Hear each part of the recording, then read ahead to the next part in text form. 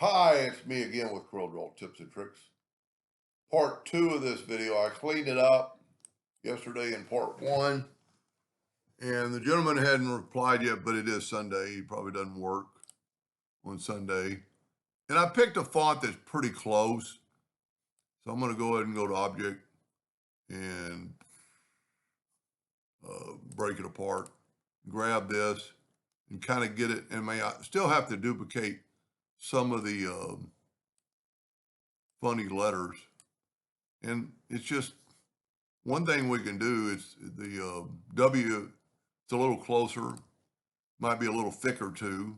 So, I mean, the one I'm doing it for, if you could pick another font, but you could always move that W over.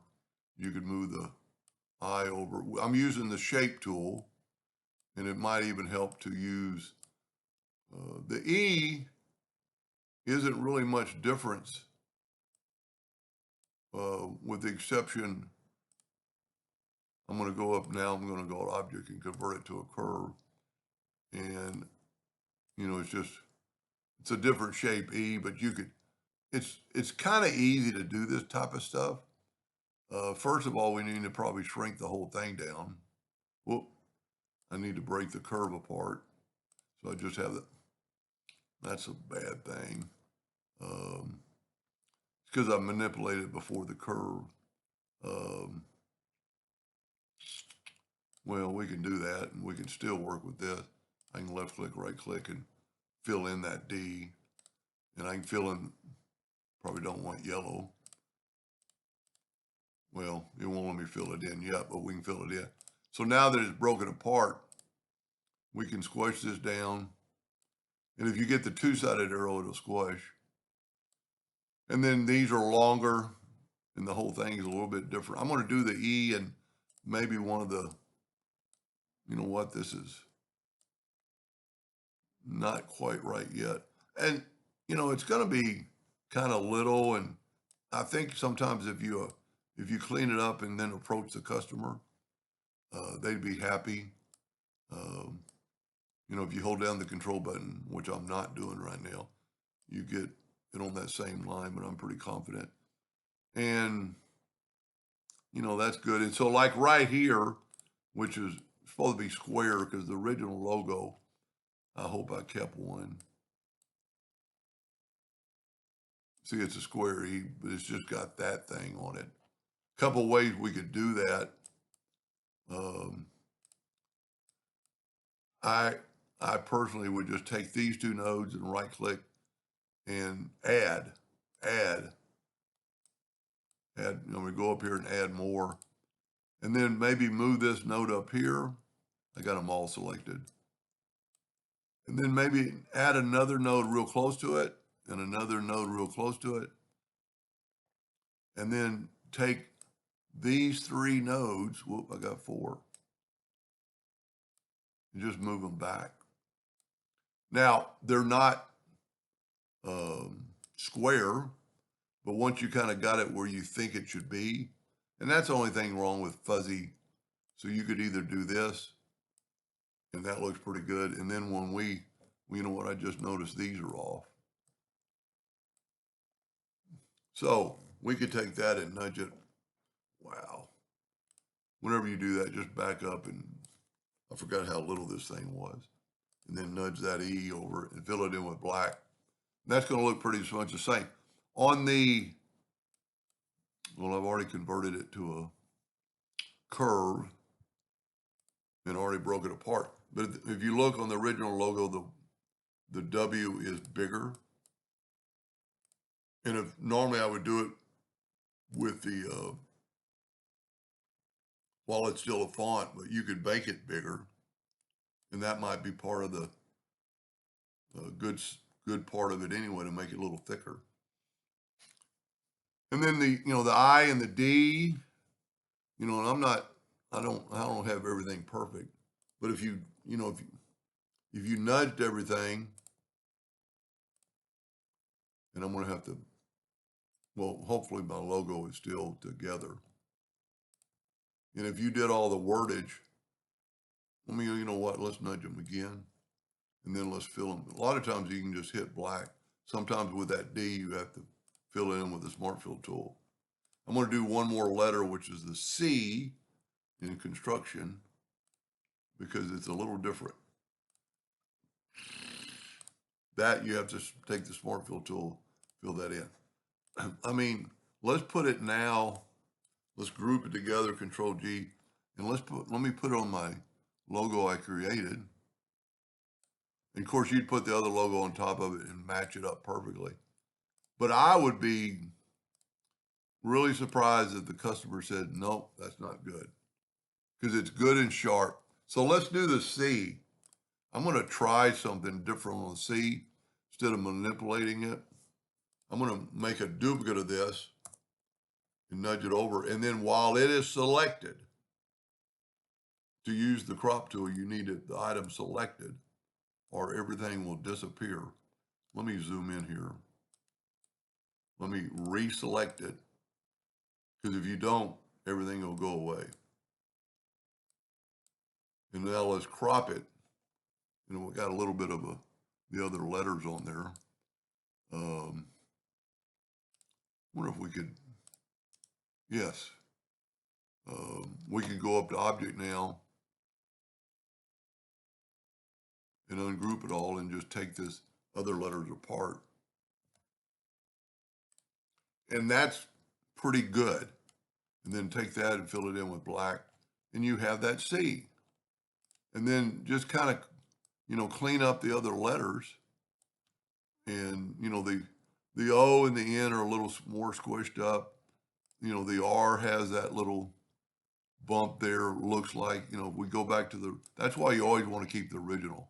So the N has a little one, the R has a little one, the U, these would be very easy to do just with the letters you picked. And, you know, if you get a couple of letters like that, C more like his original, you know, he might, so what you could do is just take this, take the shape tool and hit the C and hit delete. No, that didn't work. So you're going to have to take the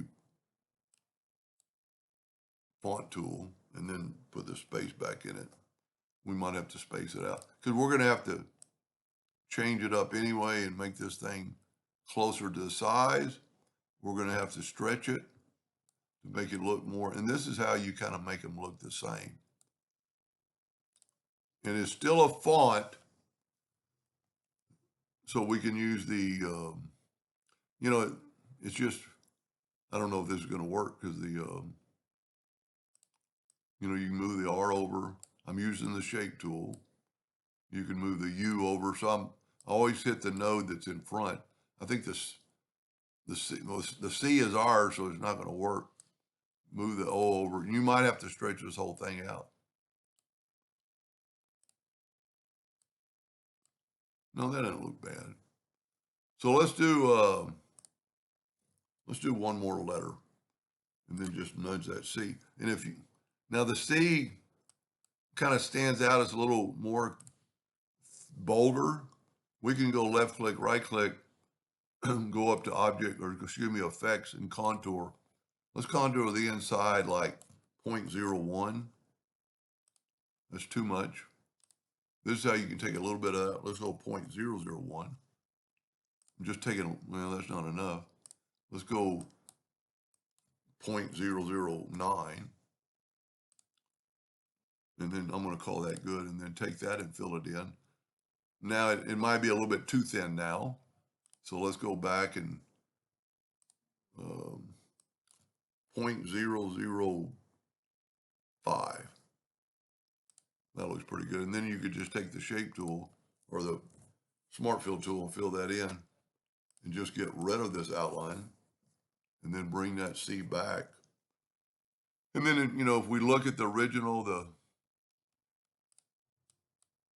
the N has that little place right there. And if you put, you know, this right on top of it, and you might, I'm just saying, you might be able to pick a better font than this is for your work. You know what? Well,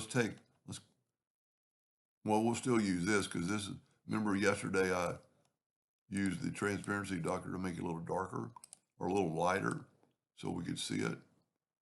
And you could still move some letters around. but and see, it's so fuzzy. Um, you can't really tell what's what, but just do the same thing with this, with the shape. We've got to ungroup it. Go up to object group and ungroup. Then we should still have this one.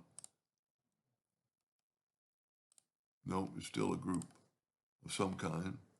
Let's ungroup all, or let's break it apart. Go up to object group. There's a letter. Get the shape. No, we got to, it's still a text. So we got to go to object and convert it to a curve. And you could do this while it's black, and then take these two nodes and right click and add. And it's a lot easier to go right up here and add. And I think this is just straight across. So whenever I do something like that, I'm just going to add another node right there. And then I'm going to take these two nodes and just move them out. And then I was going to show one other thing. You could go right here and align nodes, and we're going to line them horizontally. And look at that. I would strongly think that you could take this, do one cup and take it by the customer after you tweak some more letters and tell them, you know, I don't have your font. Boy, I really don't think that is a font.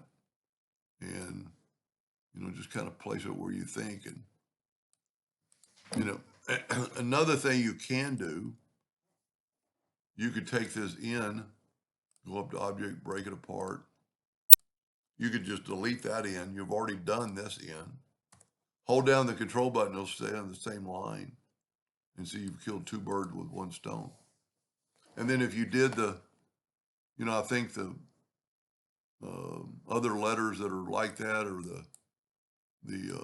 that in, which we've done, the S, the R in the middle, and the U. The U is the same thing as the N, the T, and even the I. Let's look at the S. I didn't mean to go this far. You know what is going to be smart if I would take this and move it down here so I could see them both. And the S just has a little, well, it's completely different. Now that is, you know, one thing you could think about is if you're looking for one letter, just go through and stroll, you know, some letters. You've got to pick it with the pick tool and then start going downhill. I always have trouble with this. You know, it's not black Arial. I think once you picked it, it'll start going down. It's not that. Yeah. You know, and just pick one that may be a little squarer. And there is a way to pick that font. It's been so long since I've done it. You know, that's a little closer, but we could put that. It's not perfect. But you could scroll through these fonts and, well, here we go. Just hit that downward arrow. Well, that didn't work. Normally you could just, I must have a setting off, but you could, well, there it was working. You know, you could get a font that's a little closer, and you can always go to DA fonts and, you know, type in there was something that looked pretty close. And since you're really just concentrating on the S, and you know, that's kind of close, except for it's square. Anyway, I really think they would be happy with this. And I just looked, select them all, and hit B like in bottom, you know, put them all in. S's and O's are always bigger. You know, that needs to be moved, especially if you're engraving on a cup. You don't want such little lines, so you can set your nudge factor on like 0.01 and take these two letters and just nudge them a little bit. You know, you're going to need to nudge the N, the I, because it looks like the N. Anyway, I hope that it helped him a little bit and gave you an idea or two, and thank you for watching.